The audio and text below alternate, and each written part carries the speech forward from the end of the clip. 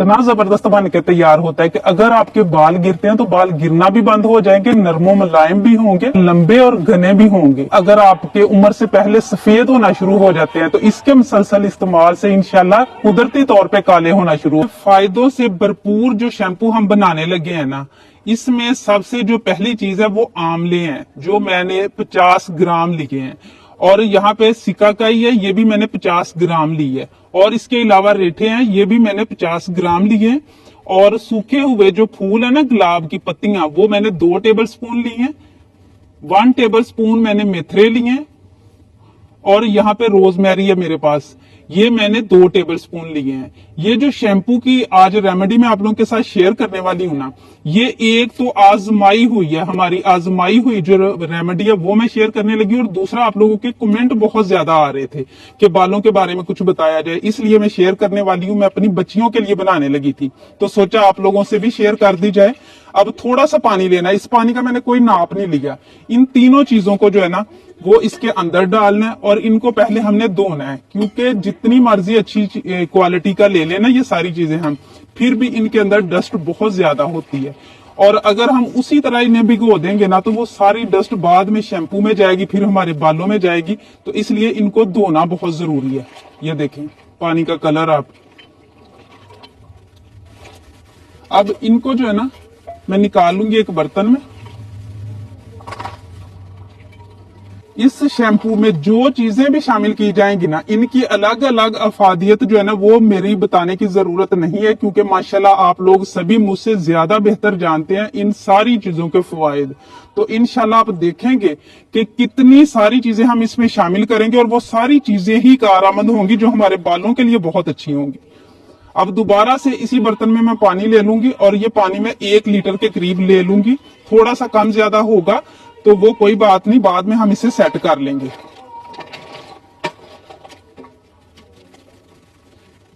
अब ये चीजें डालने के बाद जो है ना, यहाँ पे रोजमेरी लीव्स जो है ना ये डाल लेंगे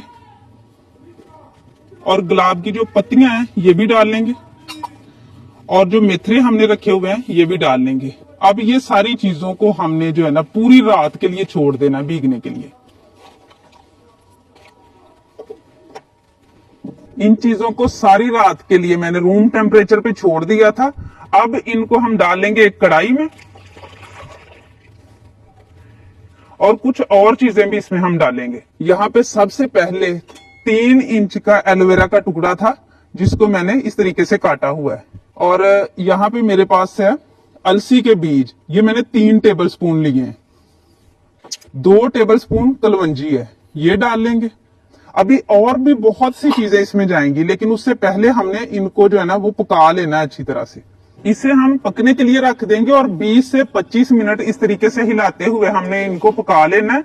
और इसमें मैं शामिल करूंगी चावल का पानी। मैंने आधा कप पानी लिया था और मैंने 3 टेबल स्पून चावल लिए थे, 1 घंटा भिगो के रख दिया था और ये अब इसमें शामिल कर लिया है। अभी से पकते हुए 10 से 15 मिनट हुए हैं और ये हल्का हल्का ना चिपचिपा सा होना शुरू हो गया है। इस तरीके से हल्का हल्का, ये देखिए थोड़ा सा और चिपचिपा हो जाएगा, उसके बाद हम इसे नीचे उतारेंगे।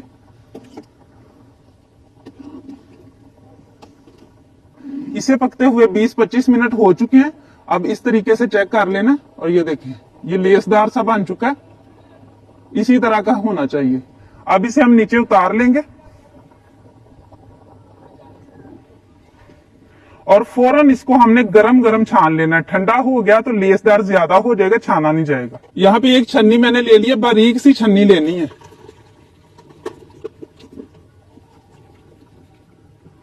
अब इसे छानने के बाद अभी इसमें बहुत सी अफादियत बाकी है, अभी जो है ना इसको और हमने पकाना है। वापस उसी कढ़ाई में मैं डाल लूंगी और आधे लीटर जितना पानी अंदाजन जो है ना वो इसमें हम डाल लेंगे। और अब फिर से इसे 20-25 मिनट तक पका लेंगे। एक ही मर्तबा आपने 1.5 लीटर पानी डाल के नहीं रख लेना, क्योंकि पानी गाढ़ा हो जाएगा, फिर इसकी अफादियत जो है ना वो उतनी नहीं निकलती इन चीजों से। तो इसलिए दोबारा से हमने पानी डाल के रखा है ताकि बाकी जो इसके अंदर ग़िज़ाइयत है वो भी सारी बाहर निकले। इसे फिर से पकते हुए 20 मिनट हो चुके हैं। अब अगर आप इस तरीके से चेक करेंगे ना तो बहुत हल्का सा बस महसूस होगा इस तरीके से। ये देखें अब तार नहीं निकल रही, चिपचिपाहट जो है ना अब कम है। तो अब इसको हमने जो है ना वो इतना ठंडा करना है कि हाथ लगाने के काबिल हो जाए। ये तकरीबन 50% तक ठंडा हो चुका है। अब इसको हमने इस तरीके से मसल के ना तो सारा इसके अंदर से जो है ना वो असर निकालना है। और देखें अभी मैं इसको जो है ना सिर्फ मसल रही हूं और जाग बनना शुरू हो गया है। इस तरीके से अच्छी तरह से मसल लेना है। और इसमें आप इस शैम्पू में आपने कच्चा पानी कोई इस्तेमाल नहीं करना, वही पानी इस्तेमाल करना है जैसे पहले भी हमने पकाया है और अब भी पकाया है, क्योंकि शैम्पू को हमने स्टोर करना है, वो भी बगैर केमिकल डाले।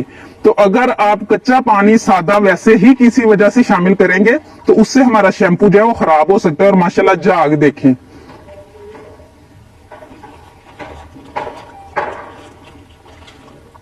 ये सारा इस तरीके से मैंने मसल लिया। अब यहाँ पे उसी छन्नी के ऊपर मैंने मलमल का कपड़ा लिया है, उसके ऊपर डाल के हमने अच्छी तरह से निकाल लेना है इसका सारा असर। थोड़ी सी मेहनत है, एक दिन आप कर ले, पूरा महीना या महीने से भी ज्यादा अगर आप ज्यादा क्वांटिटी में बना लेंगे तो आप इसे इस्तेमाल कर सकते हैं।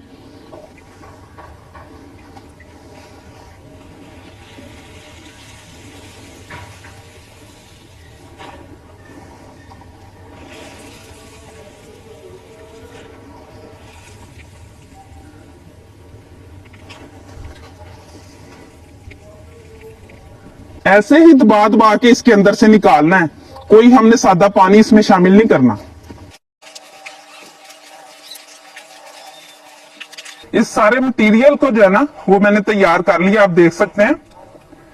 छन्नी रखने का ये देखें फायदा कि जो छोटे छोटे जर्रात है ना वो भी ऊपर रह जाते हैं और शैम्पू हमारा बिल्कुल क्लियर हो जाता है। अब इसमें मैं डालूंगी 2 विटामिन ई के कैप्सूल और इसी के साथ जो है ना इसमें मैं डालूंगी यहाँ पे 5 टेबलस्पून के करीब है मेरे पास ग्लिसरीन। ये हमारे बालों के लिए वैसे भी अच्छी है और ये बहुत नरम मुलायम कर देगी। जब हर्बल चीजें जो है ना वो थोड़ी सी खुश्की पैदा करती है ना बालों में, तो ये जो है बिल्कुल नरम मुलायम कर देगी। इसको डाल के हमने अच्छी तरह मिक्स कर लेना। और ये वाला जो काम है ना ये हल्का सा नीम गर्म है, बिल्कुल हल्का सा नीम गर्म, उसी पॉइंट पे हमने करना है। यहाँ पे मेरे पास है शैम्पू बेस, ये पंसार स्टोर से मिल जाती है। उनको कहना है कि केमिकल फ्री जो है ना वो दे दें। अगर ये ना मिले तो आप जो है ना बच्चों वाला जो शैम्पू होता है ना वो भी इस्तेमाल कर सकते हैं। और अगर वो भी ना करना चाहें तो आप देख सकते हैं वैसे ही बड़ा अच्छा जाग बन जाता है इसके साथ। अब ये इस तरीके से करके थोड़ा थोड़ा करके डालना है और मिक्स करते जाना है। ये क्योंकि ये बहुत ही मुश्किल से मिक्स होता है। ये मैंने आधा किलो लिया है। जितना आप शैम्पू को गाढ़ा करना चाहते हैं ना उतना आप ले सकते हैं।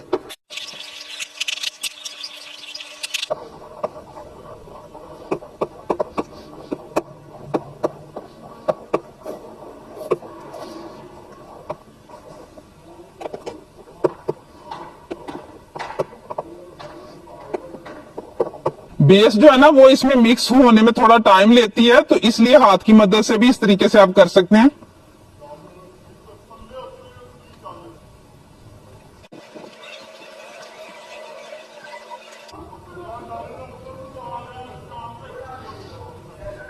कुछ इसको मैंने मिक्स कर लिया और कुछ अभी छोटी छोटी गुठलियां रहती हैं क्योंकि ये बड़ी मुश्किल से मिक्स होती है इसके अंदर। तो अब इसे 6-7 घंटों के लिए इसी तरह रूम टेम्परेचर पे हम छोड़ देंगे। आहिस्ता आहिस्ता जो है ना ये सारी इसके अंदर मिक्स हो जाएगी। शैम्पू को मैंने 8-10 घंटों के लिए जो है ना वो छोड़ दिया था। इसके ऊपर जो जाग थे ना उनको मैंने यहाँ पे अलग से निकाल लिया था आप लोगों को दिखाने के लिए। वैसे ये भी शैम्पू ही है, आप इसके नीचे देख सकते हैं। जैसे जैसे जाग खत्म हो रहा है शैम्पू बनता जा रहा है। ये स्टेप करने की जरूरत नहीं है। इसके साथ ही इधर भी जाग खत्म होकर ऐसे ही शैम्पू बन जाएगा। इस पूरे शैम्पू में जो सबसे मुश्किल चीज है ना वो है बेस को अंदर मिक्स करना। पहले आपको वो लगेगा जैसे जाग की तरह है, लेकिन उसी तरह आपने बगैर हिलाए रखना है। इंशाल्लाह इस तरह का शैम्पू जो है ना वो सारा बन जाएगा। और देखें माशाल्लाह कितना जबरदस्त होममेड हर्बल शैम्पू बन के तैयार हो गया है माशाल्लाह। इसका कलर देखें, इसकी थिकनेस देखें माशाल्लाह, बगैर आर्टिफिशियल कलर डाले, बगैर आर्टिफिशियल खुशबू डाले माशाल्लाह। और इससे बाल गिरना भी बंद होंगे, लंबे घने होंगे इंशाल्लाह, नरमो मुलायम होंगे और कुदरती स्याह होना शुरू हो जाएंगे इंशाल्लाह। इसका मुसलसल अगर आप इस्तेमाल करते हैं तो। और अब मैं आपको इसका रिजल्ट भी दिखा देती हूं।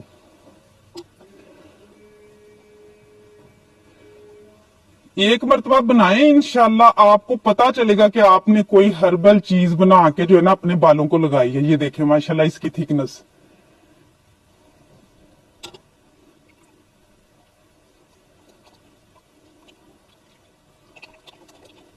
और माशाल्लाह इसका झाग आप देखें, चंद मिनट जो है ना वो आपने लगा के छोड़ देना है और उसके बाद आपने बालों को धो लेना है।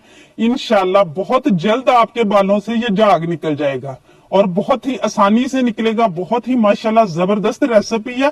इसको ज्यादा से ज्यादा शेयर जरूर कीजिएगा ताकि हर कोई इस तरीके से केमिकल फ्री शैम्पू खुद घर पे बना के तैयार करके इस्तेमाल करे। पैसों की भी बचत और जो आपके बाल हैं वो भी इंशाल्लाह बहुत ही जबरदस्त होंगे। और ये देखें माशाल्लाह। अब इसको महफूज करने का तरीका बताती हूँ। कोई भी आप बोतल ले लें इस तरीके से, पानी ना लगा हो उसके अंदर, और इसको आपने रूम टेम्परेचर पे छोड़ देना। जैसे आप शैम्पू को वॉशरूम में रखते हैं उसी तरह रखें, इंशाल्लाह महीनों खराब नहीं होगा। उम्मीद है आज की ये रेसिपी आप लोगों को बहुत ज्यादा पसंद आई होगी। इसे ज्यादा से ज्यादा शेयर करें, लाइक करें, कमेंट बॉक्स में अपनी कीमती राय का इजहार जरूर कीजिएगा।